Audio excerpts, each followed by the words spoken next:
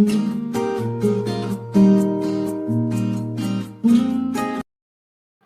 friends, welcome to our channel Thirumathi Dhanakumar.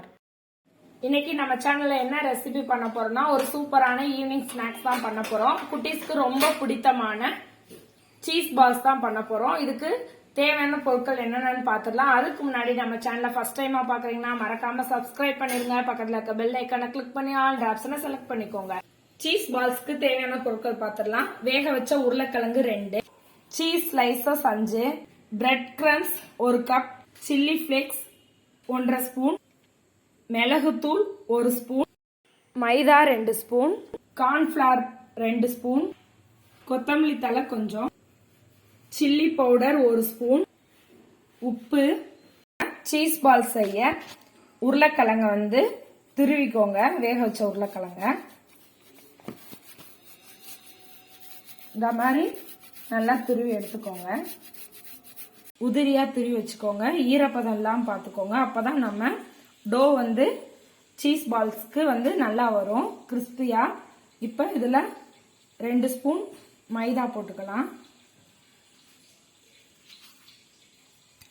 1 spoon cornflour, 1 spoon bread crumbs,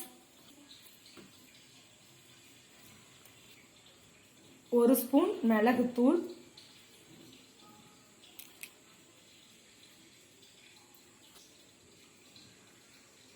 மிளகாத்தூள், கொஞ்சோன்னு உப்பு. ஏன்னா உப்பு பார்த்து போட்டுக்கோங்க. சீஸ்ல ஏற்கனவே உப்பு இருக்கும், அதனால அளவாவே போட்டுக்கோங்க. இதை நல்லா மிக்ஸ் பண்ணிக்கோங்க. நல்லா பிசைஞ்சுக்கோங்க சப்பாத்தி மாவு மாதிரி.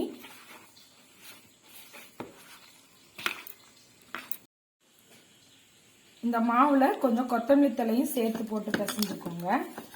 இந்த மாதிரி ஒட்டாம வரணும். அதான் கரெக்டான பதம் நம்ம சீஸ் பாலுக்கு.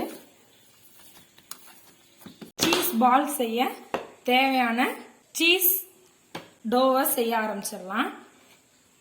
சீஸை நல்லா பிசைஞ்சுக்கோங்க. இதுல கொஞ்சோன்னு சில்லி ஃபிளேக்ஸ், கொஞ்சோன்னு கொத்தமல்லி தழை. ஹெர்ப்ஸ் இருந்தா ஹெர்ப்ஸ் போட்டுக்கோங்க. நம்மளுக்கு ஹெர்ப்ஸ் கிடைக்காது, ஸோ அதனால நான் நம்ம இந்தியன் ஹெர்ப்ஸ் போட்டிருக்கேன், கொத்தமல்லி தழை. அடுத்து மிளகுத்தூள் ஒரு 1/2 ஸ்பூன்.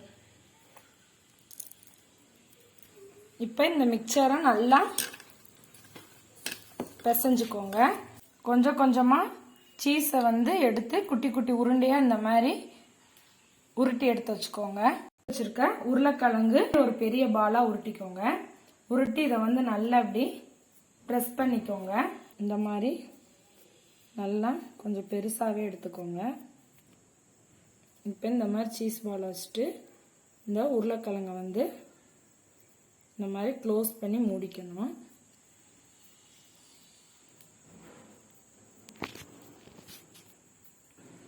இந்த மாதிரி நல்லா க்ளோஸ் பண்ணிக்கோங்க. சீஸ் பால் நல்லா கரெக்டா ரெடி ஆயிடுச்சு. இதை நம்ம ஒரு கோட் பண்ண போறோம். இப்ப நம்ம சீஸ் பால் ரெடி ஆயிடுச்சு. இதுக்கு நம்ம ஒரு பைண்டிங் பண்ண போறோம். அதுக்கு கார்ன்ஃபிளவரை ஒரு 1 ஸ்பூன் தண்ணி ஊத்தி நல்லா கட்டி இல்லாம கலக்கி எடுத்துக்கோங்க. கார்ன்ஃபிளவர் இந்த மாதிரி கன்சிஸ்டன்சில கலக்கி வச்சுக்கோங்க. அதான் டிப் பண்ணிக்கலாம். உடஞ்சிராம ஃபுல்லும் கோட் ஆகிற மாதிரி இந்த மாதிரி எடுத்துக்கோங்க.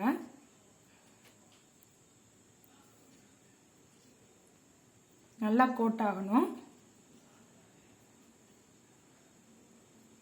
இப்போ இதை பிரெட் கிரம்ஸ்ல நம்ம போட்டு பைண்ட் பண்ணிக்கோங்க சீஸ் பாலை. அப்பதான் நம்மளோட சீஸ் பால் சூப்பரா கிறிஸ்பியா வரும்.